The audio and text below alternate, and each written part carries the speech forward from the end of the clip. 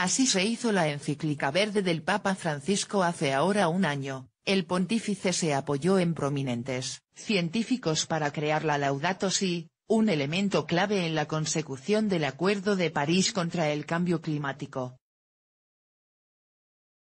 A finales de junio del año pasado, el Papa Francisco publicó su primera encíclica, titulada Laudato Si, que hizo temblar, literalmente, los cimientos del Vaticano.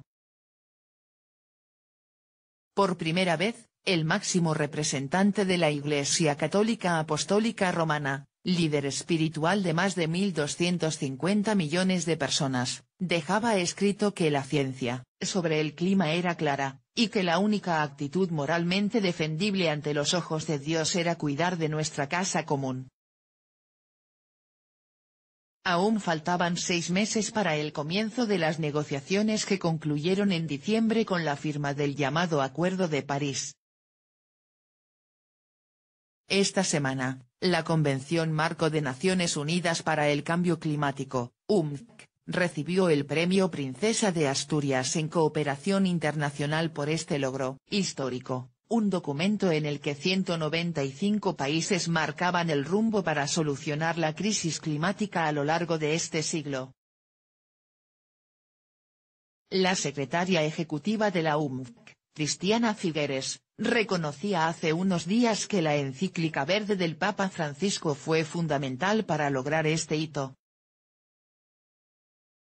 Sin embargo, tras este hito hay una historia no contada, la de varios científicos climáticos, algunos creyentes, otros no, que hicieron el trabajo sucio, antes y después de la publicación de Laudato Si, de proporcionar al Santo Padre los hechos científicos para alimentar su encíclica, y traducirlos, no solo a un lenguaje que pudiera entender, sino a un lenguaje que pudiera transformar en un edicto papal.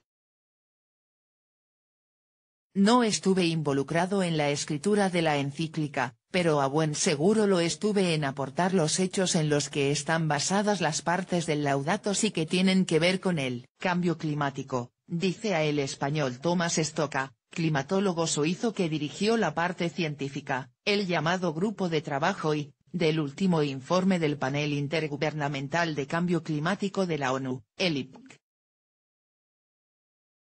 Recientemente, este investigador de la Universidad de Berna ha estado en Huesca para participar en el Seminario Internacional de Ciencia y Religiones por el Medio Ambiente.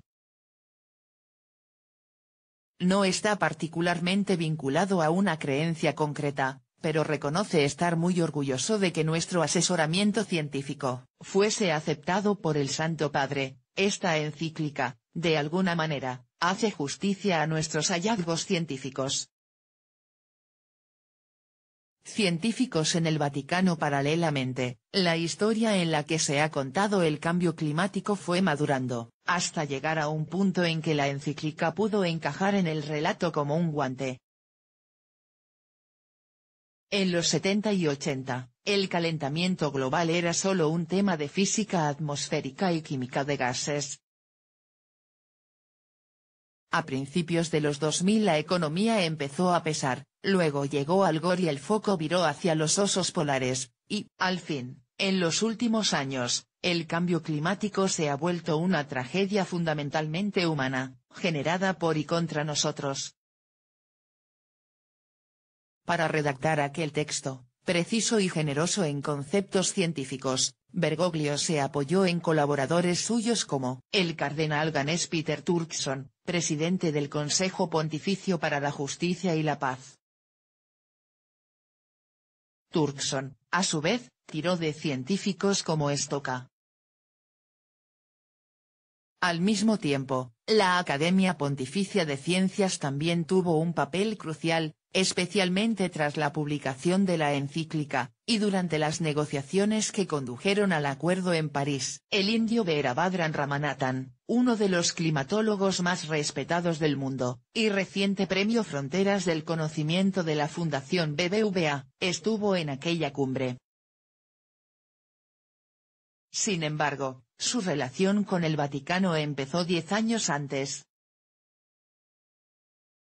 Fui seleccionado para la Academia Pontificia por Juan Pablo II, recuerda Ramanathan para El Español. Una de las reuniones que ayudé a organizar era sobre humanidad y naturaleza sostenible.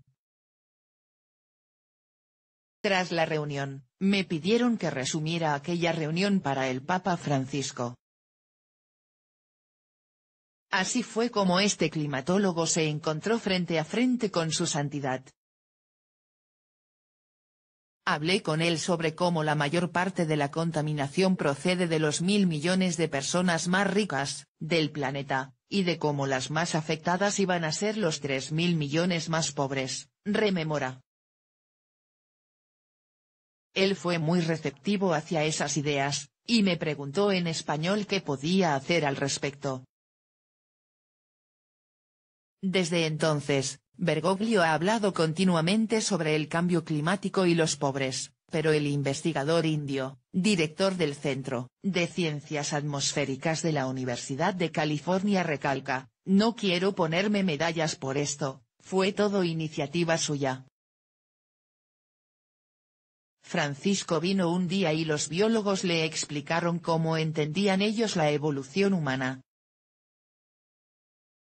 Y él dijo una frase espectacular: Dios no es un mago. En la década que Ramanathan lleva como académico vaticano, destaca que le ha llamado la atención lo abiertos que el Papa tiene los oídos hacia la ciencia, una idea, en principio, algo contraintuitiva. Vino un día y los biólogos le explicaron cómo entendían ellos la evolución humana. Y él dijo una frase espectacular: Dios no es un mago. Creo que el Vaticano en general es muy receptivo a la ciencia, al menos, yo diría, en lo que concierne al medio ambiente. Toda esta espiral de ciencia y religión acabó cristalizando en los 246 epígrafes de la encíclica, publicada estratégicamente a finales de junio. El momento en que saldrá la encíclica es significativo, resumía el cardenal Turkson antes de la publicación. En julio, las naciones se reúnen en Addis Abeba para la tercera Conferencia Internacional en Financiación del Desarrollo. En septiembre, la Asamblea General de Naciones Unidas debe decidir nuevos objetivos de desarrollo sostenible hasta 2030, y en diciembre está la Conferencia de Cambio Climático de París. Nada es casual, todo es geopolítica.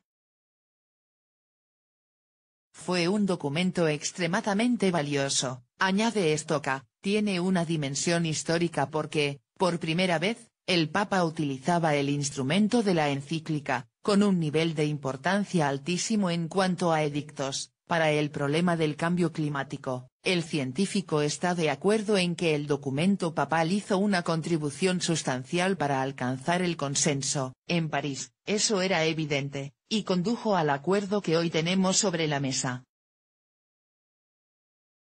Las negociaciones en la cumbre fueron extremadamente complejas porque los países se agrupaban en bloques irregulares, compuestos en anteriores cumbres y con intereses diversos. Países con altos ingresos, como Arabia Saudí, o altas emisiones, como China, iban por ejemplo en el grupo negociador de los pobres. En aquel contexto, la encíclica surgió como una especie de pegamento para consensuar la postura de distintos países de base católica, especialmente en África y Sudamérica. Fui parte de la delegación de la Santa Sede en París, era su asesor científico, dice Ramanathan. Muchas naciones vinieron a nuestra delegación para hablar de poblaciones vulnerables, tuvimos un impacto enorme en aquel diálogo. La delegación filipina, donde un 80% de la población es católica, comenzó a liderar un grupo de unos 50 países llamado la Alianza de Pequeños Estados Insulares. Fueron a hablar con la delegación vaticana. Querían que el texto dijera que había que mantener el aumento de temperaturas por debajo de los 1,5 grados, dice el climatólogo indio. La delegación de la Santa Sede lo estaba contemplando, pero mi consejo fue que los 1,5 grados estaban ya ahí, ya estamos emitiendo suficientes gases contaminantes como para calentar el planeta más allá del 1,5 grados. Pasaremos esa cifra en 15 años y la gente pensará que es un fracaso, así que les dije que había que ir a por los 2 grados pero mencionando el 1,5 grado, que es lo que al final salió.